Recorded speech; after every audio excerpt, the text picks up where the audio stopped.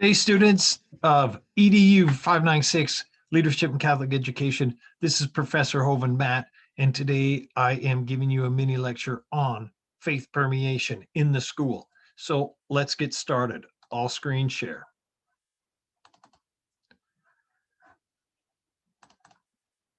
Good. Here we go. This is a simple outcome I'm wanting, just to be able to name, describe. We'll do some analyzing, I think, through it. We'll get some deeper thought going about what faith permeation is, as in particular, as an educational leader in Catholic schools. So faith permeation, what is it? What's going on here? And isn't it for the super religious? What's going on? Don't you have to be more, these folks that push permeation are more Catholic than the Pope. Why is it important? Is it really that significant? I remember when up in St. Albert Catholic, where some schools in Morinville, all the schools were Catholic, because it was a traditionally French community. That was the public schooling, was Catholic.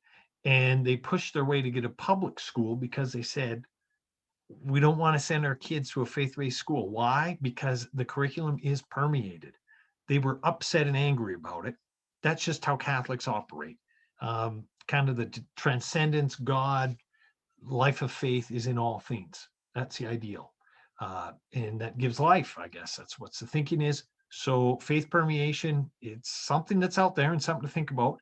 And that's why we're going to have a look at it. I'm going to start off with the Supreme Court of Canada, because several times people have challenged the minority, the denominational rights of Catholic schools in Ontario, Saskatchewan, and Alberta. That's where we have full funding for Catholic schools. And again, the Supreme Court of Canada has defended Catholic schools in many ways about their existence, that it isn't simply that they're funded, or allowed to exist, but that it's supported by the public purse. Of course, Catholics pay taxes, so it's not like they aren't paying their fair share. Anyways, when we get down to the Supreme Court of Canada, in those statements, they came out saying that Catholics have a right to expect that Catholic schools are permeated with faith. Here's an example from Kevin Feehan, who was a lawyer that did a lot of work in Catholic education over the last couple of decades. Now he's a justice on the Appeals Court of Alberta. But in this article, and I've just taken a snippet out of it, he outlays what permeation, the kind of thinking about what permeation looks like for Catholic schools. And so here it is. It appears, for example, in the affairs of the playground, in the kind of sports that are favored or opposed, the code of sportsmanship, the school's definition of delinquency, Department of Science. It could be the methods that the young are expected to adopt in conducting their experience. It appears in the Department of Social Studies, the problems that are chosen, the manner in which they are discussed. It depends in literature, novels, poems, dramas that are chosen. It appears in the organization of the government of the school. It appears in the program of assemblies of the school, in the various leaders of the community, in the community organizers' conduct of its schools, its provisions to make its school grounds, buildings, equipment, the kind of people who choose to serve on the school board in relation to the members of the board and to the teaching staff. So it goes on and on. So the idea of permeation is fully filled, right? The idea that faith is the breath, is the life of the school. Just as the Holy Spirit, the image for that word in the Hebrew, ruah, is breath. In the same way, that's how faith permeation is meant to be in Catholic schools. Is the idea lived out? Well, of course, not always. We know that in our experience, but that's the ideal that the Catholic schools are moving towards, and that the Supreme Court of Canada recognizes and says Catholics should expect that. So we're not going too far out on a limb here. All right. Based on an article by John Convey, at the bottom, you can see the link or the entry of it. He outlays 4 components of Catholic identity. And I think these are really what permeation is. These are the 4 ways that he defines permeation. He talks about Catholic identity, but it's about it's a helpful framework to determine what faith permeation. So there's 4 parts. The first larger part is two aspects, and that is culture. So that is the faith community, the staff, the whole school, the parent community, connections to the local parish, and then service, service for one another, for the larger community, outreach, care for the poor, social justice, those types of things. Celebrations and symbols. So that's the idea of culture. The next one is content. Content here is thinking about the programs of study. All right. This is what's approved by the government. So in particular, the religion program. The religion program it's a locally developed course approved in Alberta, and that Catholic schools, generally Edmonton Catholic schools, gets approval, and then that's used everywhere throughout the province in Catholic schools. And then, of course, there's the general curriculum, the programs of study. All right. So these are the areas, the components of where faith can be permeated according to Convey. I'm going to break this down a little bit. In his study, it was fascinating. It was a quantitative study, so he just asked people to rate. What do you think is the most important things done in a school to show its Catholic identity, that it's Catholic? That sense, just like as human beings, we need to forge an identity of ourselves and who we are to be able to stand our ground and to live our mission, our vocation individually. In the same way, schools are like that. They need to forge an identity, just like a good hockey team does. Now, so what he did was he listed here, you can see in this column on the left, these were the components. And if you were listed first by the teachers, these are teachers and administrators in schools. That's who they asked. What was the most important component for faith permeation? They say a strong faith community. That's what teachers, that's what educators say, that says the most about faith. That received by far the most number one rankings. All right, we can see that. And generally, as teachers get older, that becomes more important. As they stick around in a school, they realize, yeah, crucifix is up on the wall. Yeah, it's important. It says something. But man, if there isn't that synergy, that binding that happens through relationships, LQS there, it doesn't feel like a Catholic school, right? That energy needs to be there. So what are some other elements, components that Convey laid out?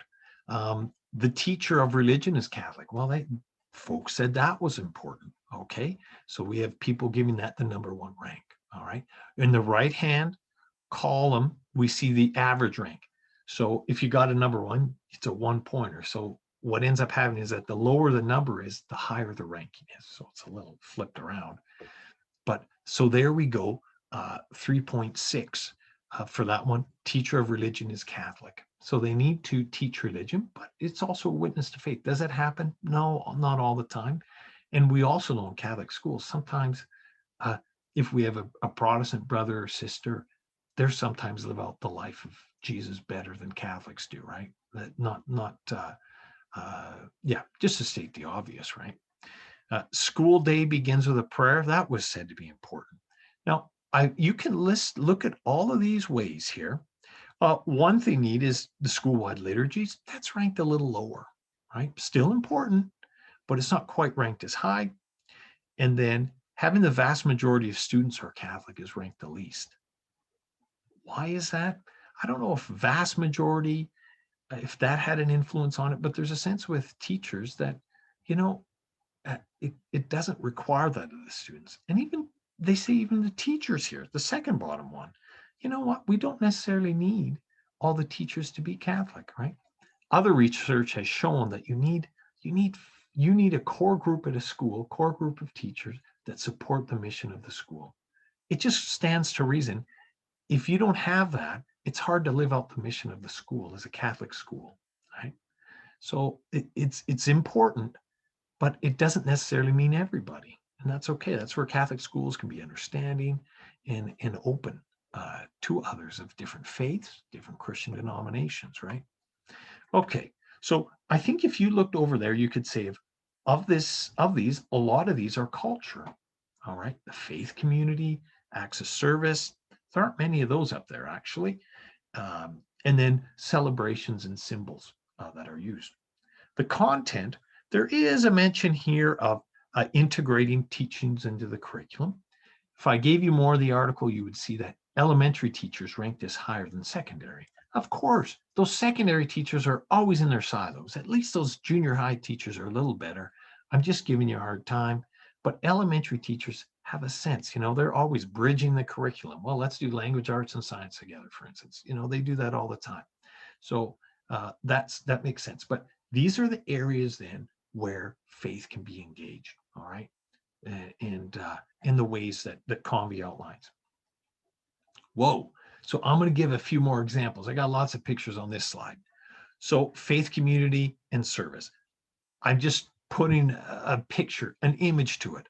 So here we have a school in the West End, Sister Nata Brockman. They had Ron Nugent Hopkins visit them, and they're doing this project with the Oilers Foundation, I think. But the main point here is that outreach, that support, and reaching out to others. Those acts of service, that's important. Social justice.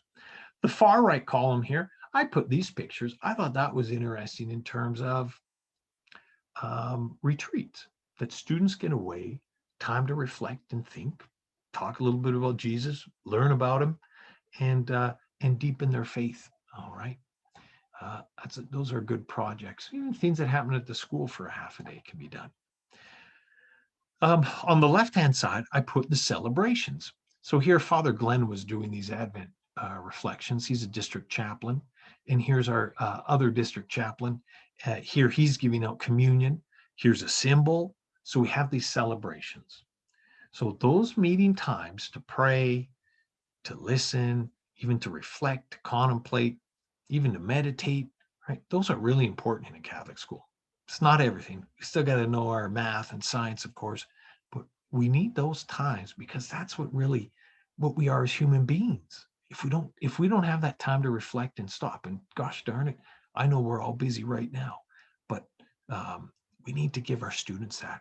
Here's something beautiful out of a local high school. I just scanned this off the internet. This is St. Francis Xavier. So you can see a picture of St. Francis Xavier, but these are images that the school put out, all right, that people used as an art project to celebrate faith. I thought that was cool. Artwork can be a really powerful thing. And symbols in the rooms, a prayer table, these kind of things, they say a lot. They mean a lot. Now let's move on from culture to content. The first thing that Convy mentions is the religion program. So the religion program in Alberta, as I said, is a locally developed course that's accepted by Alberta Ed, but it's based on the religious curriculum written by the bishops or for the bishops, the Canadian bishops, and it's approved then by the Alberta bishops to use in Catholic schools in Alberta. So it's a little funny, right? Usually the program of studies is written for an area and then you have resources for it. In this case, the resources are done first by the Catholic Church. In particular, Ontario is a lot bigger and they have a lot of say in the curriculums that are formed in religious ed. And then, then we carve out a locally developed course and the minister accepts that. Over the last 7 years, every year we've had a new religion program, all right? And that's been started, since about, 2011, 2012, something like that, maybe 2013, I should say.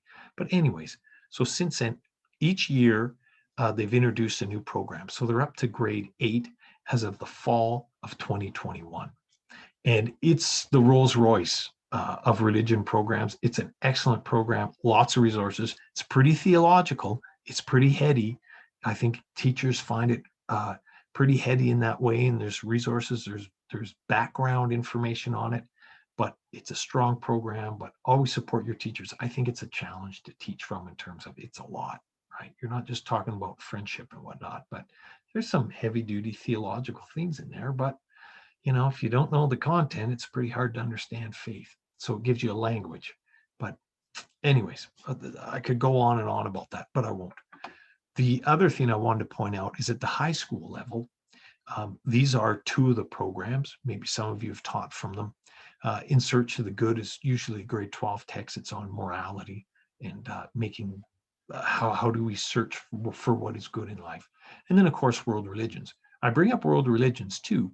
This is an excellent program, but it is also required in high school to have 20% religious world religions in it.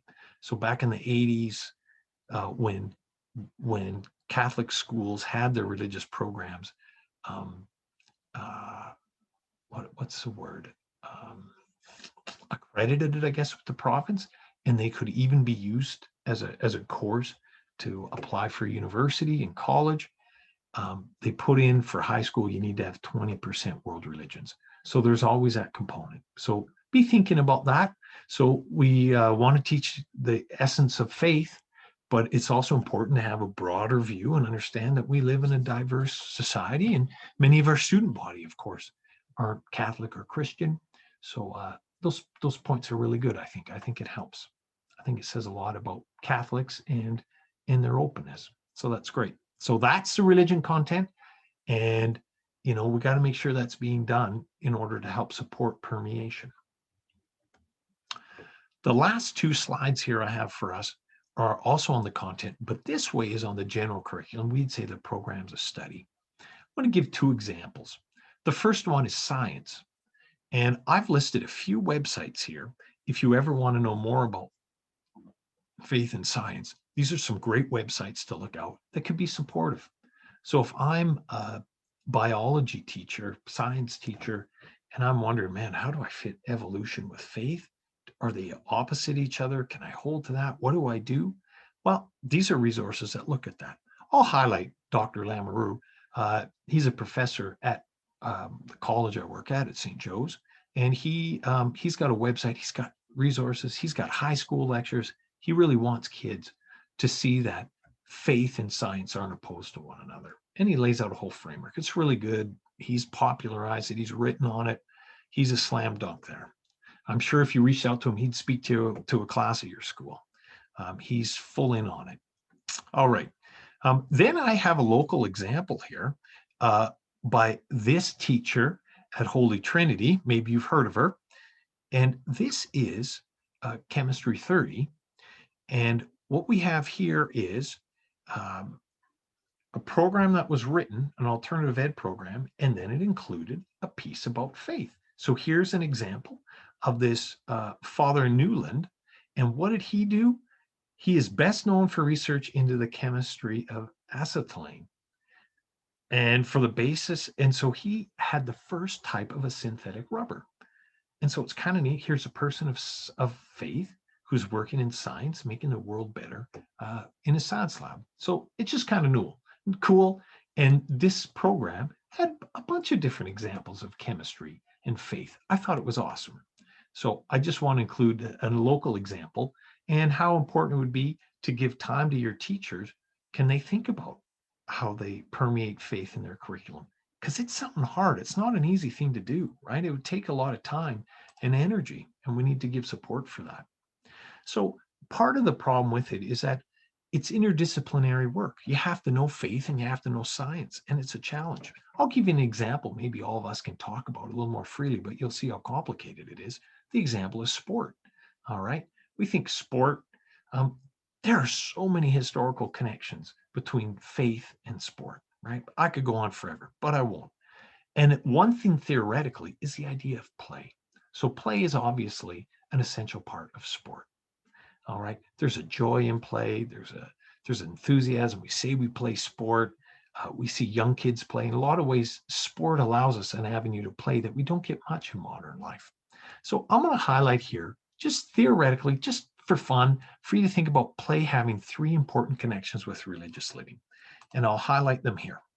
All right. I've got in my background, I've got an image of a female college. It's an American team, and they're huddled around there. Something that athletes and sport people do that normally we wouldn't see in any other setting. So I'm trying to say here is that play has important connections to religious living. So I'll highlight these three. The first one is freedom. And this is from Luke Timothy Johnson, a theologian, a thinker out of the US. The paradox that the human spirit experiences a distinctive and joyful freedom when constrained by rules which the human has freely consented to. So when we play, we choose it. We have to freely choose it. I'm going to play a game of tag. I'm going to go out and play some basketball. I'm going to do these things.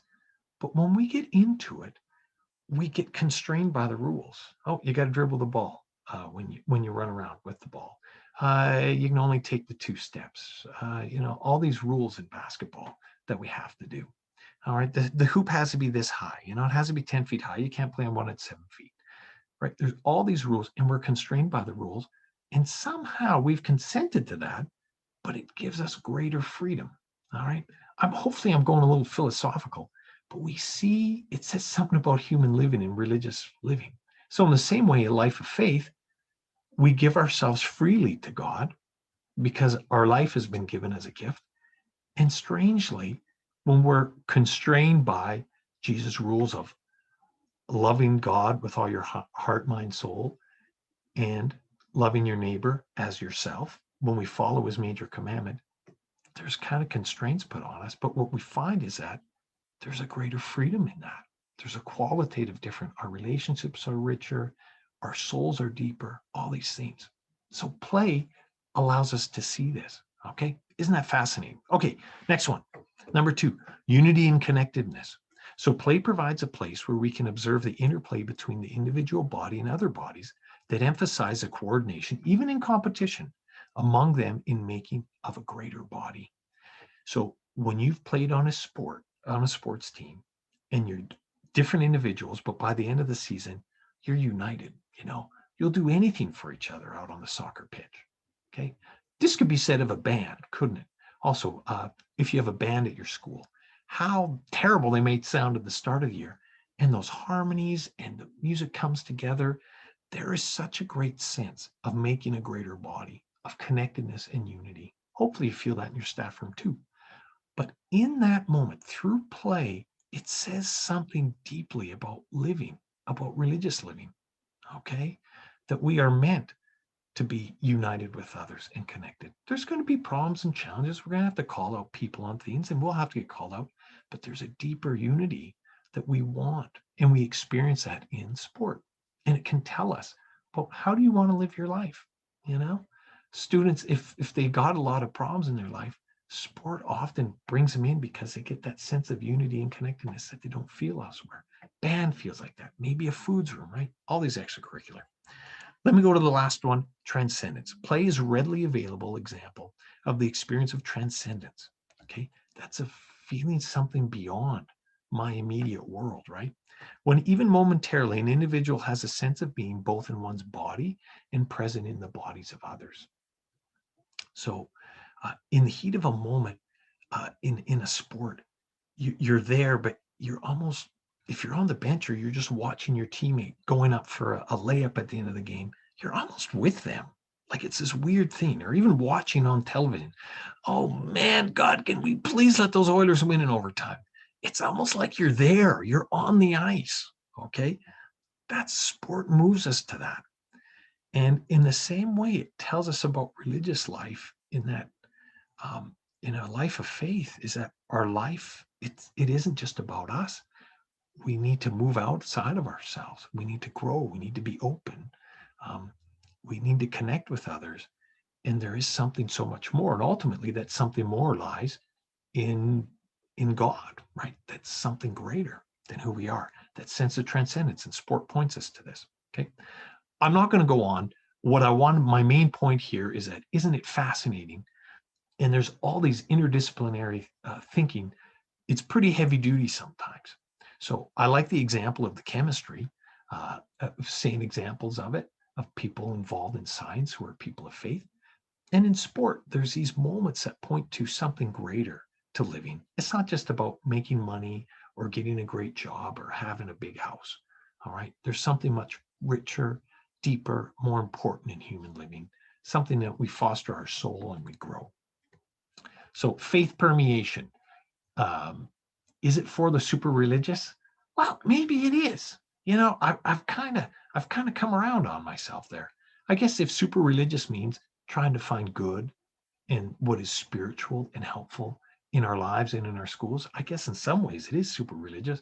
Maybe it's just religious, it's faithful, and it's spirit filled, and it's helpful in that way.